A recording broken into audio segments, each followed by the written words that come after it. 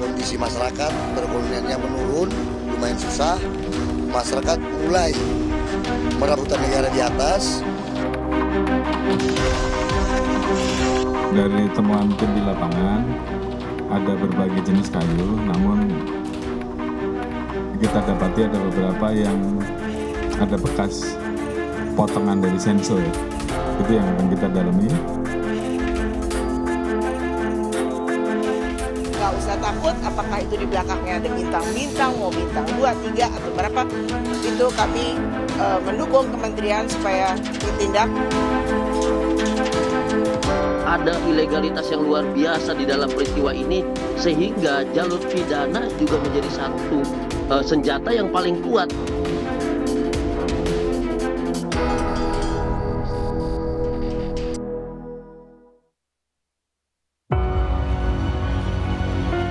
Bencana banjir dan longsor di Aceh, Sumatera Utara, dan Sumatera Barat sudah lebih dari sepekan terjadi. Dahsyatnya terjangan air dan lumpur membuat ratusan rumah hilang dan terkubur. Harta benda dan ratusan nyawa melayang dihantam bencana. Ribuan warga terisolasi. Cuaca ekstrim memang sedang melanda, tetapi kerusakan lingkungan menyumbang andil parahnya bencana. Ribuan kayu gelondongan hanyut terbawa air ikut menerjang permukiman. Dari mana asalnya dan siapa yang merusak hutan? Seorang kepala desa di Tapanuli Tengah bercerita, sejak tahun 2013, masyarakat mulai merambah hutan dan mengubah lahan negara menjadi lahan perkebunan. Sekitar tahun 2013, ya. Kondisi masyarakat perekonomiannya menurun, lumayan susah. Masyarakat mulai merebutan negara di atas. Belum lagi di Desa Muara juga seperti itu, di Hulu Sungai ini. Lahan-lahan hutan negara itu dibukai masyarakat untuk lahan perkebunan. Saya rasa gelondongan kayu ini berasal dari situ. Karena sepengetahuan saya, perusahaan tidak ada yang beraktivitas di hutan negara. Tidak ada. Namun benarkah tak ada pihak lain yang mengeksploitasi hutan hingga berakibat menurunnya daya dukung daerah aliran sungai? Kepala Kepolisian Republik Indonesia, Jenderal Listio Sigit Prabowo memastikan pengusutan temuan kayu gelondongan usai banjir di Bandang di Sumatera sedang berjalan. Menurut Kapolri, ada bekas potongan gergaji mesin pada batang kayu di lapangan. Padahal sebelumnya, kayu-kayu itu diklaim tumbang dihantam banjir. Dan akan melakukan kerjasama dengan Menteri Kehutanan dan tim untuk membentuk Satgas Gabungan untuk melakukan penyelidikan terkait dengan temuan-temuan kayu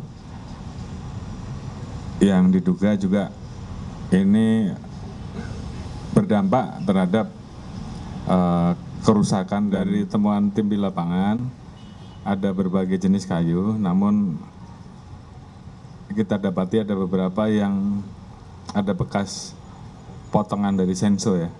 Itu yang akan kita dalami. Tim sedang turun nanti bersama-sama dengan tim dari Kehutanan untuk menyusuri dari daerah aliran sungai yang terdampak sampai dengan kita tarik ke hulu dan hilirnya. Saya kira itu. Ketua Komisi 4 DPR Titik Soeharto mendorong penegakan hukum atas penebangan hutan. Tak cuma di daerah terdampak bencana, tetapi seluruh Indonesia. Sebab bencana di Sumatera bukan sekadar peristiwa tiba-tiba, tetapi ada akumulasi kerusakan hutan yang cukup lama. Mencari tahu, menghukum siapa-siapa saja yang menyebabkan pohon, batang-batang kayu yang sampai segitu banyak memenuhi aliran sungai maupun laut ya, pantai itu ya. Jadi kami minta supaya itu ditindak. Nggak usah takut apakah itu di belakangnya ada bintang-bintang, mau bintang 2, 3 atau berapa. Itu kami mendukung kementerian supaya ditindak dan tidak terjadi lagi.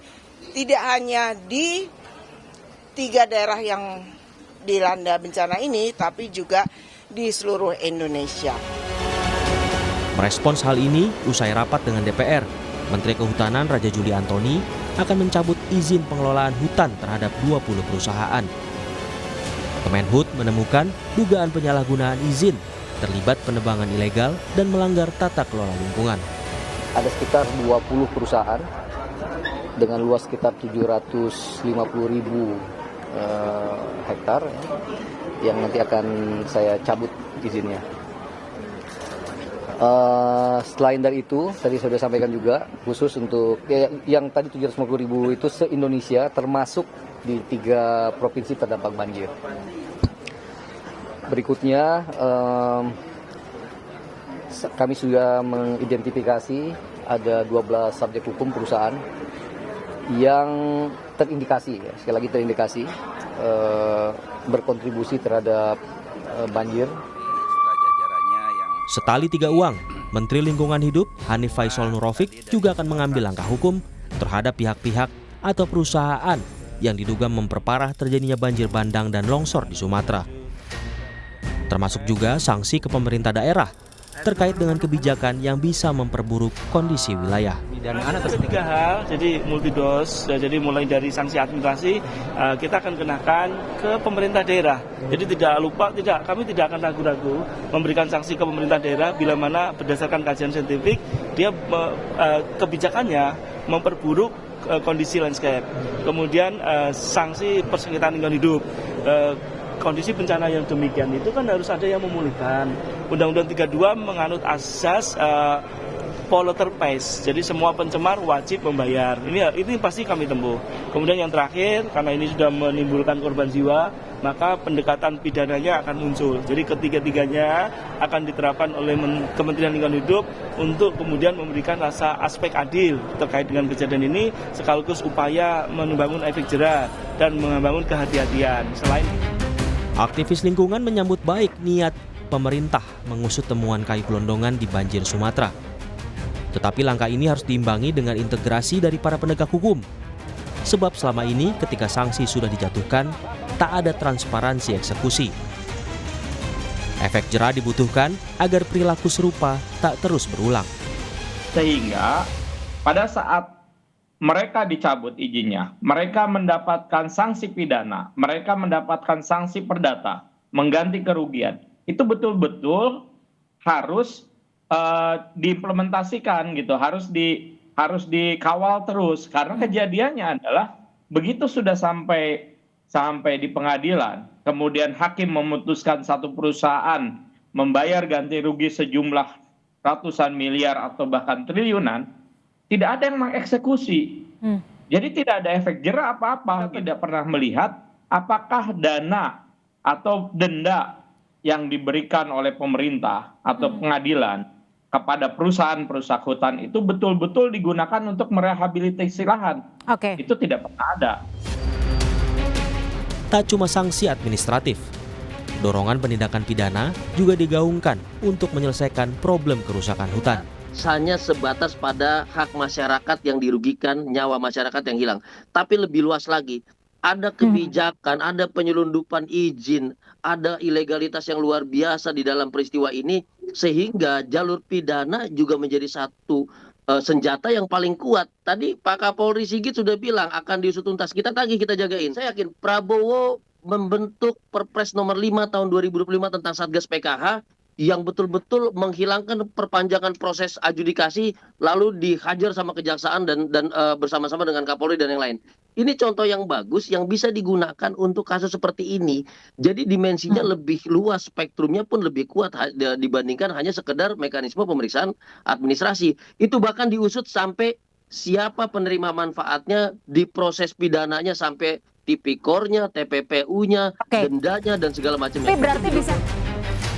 Langkah tegas pemerintah terhadap pihak yang merusak hutan hingga menyebabkan bencana dahsyat kemanusiaan dinanti publik. Penegakan hukum yang transparan menjadi harga mati demi menyelamatkan kehidupan di wilayah Sumatera.